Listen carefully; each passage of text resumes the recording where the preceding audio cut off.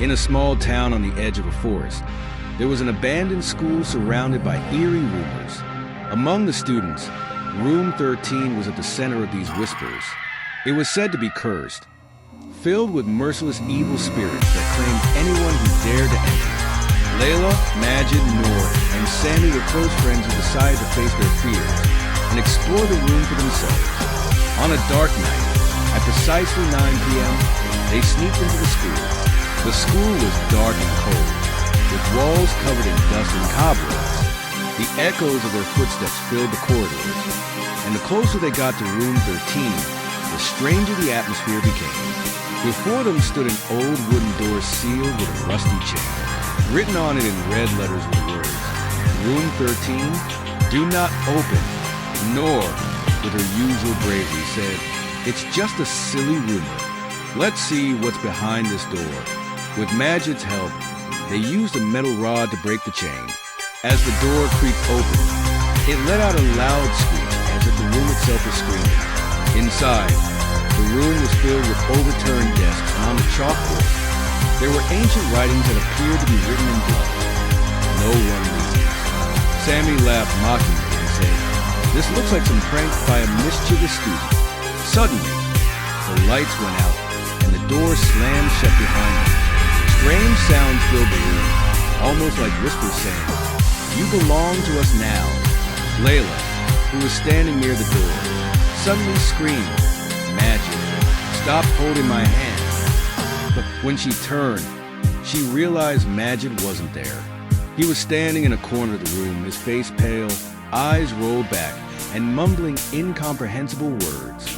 At that moment, the desks began to move on their own, and the walls started oozing a red liquid resembling blood.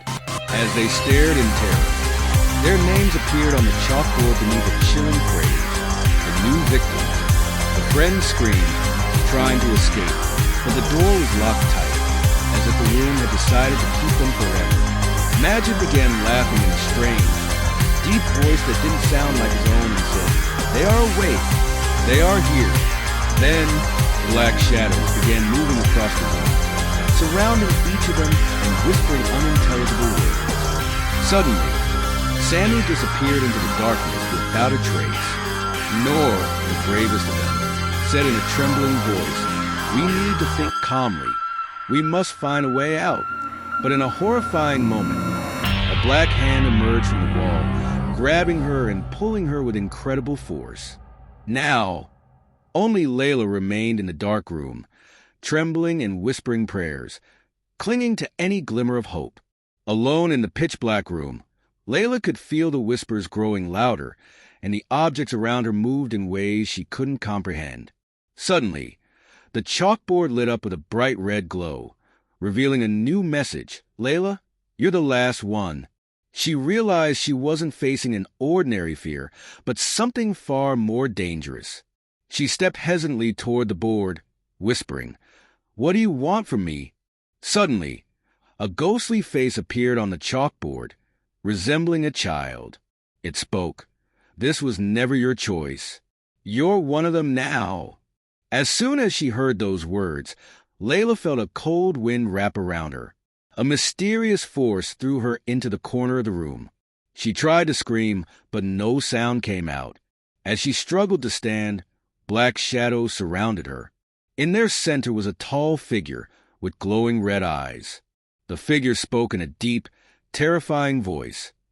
You were merely tools to awaken us. Now! The world will be ours. The room began to collapse around her. The walls cracked, and the floor shifted as if the room was transforming into another dimension. In a desperate moment, Layla closed her eyes and whispered a prayer. Oh God, save me and get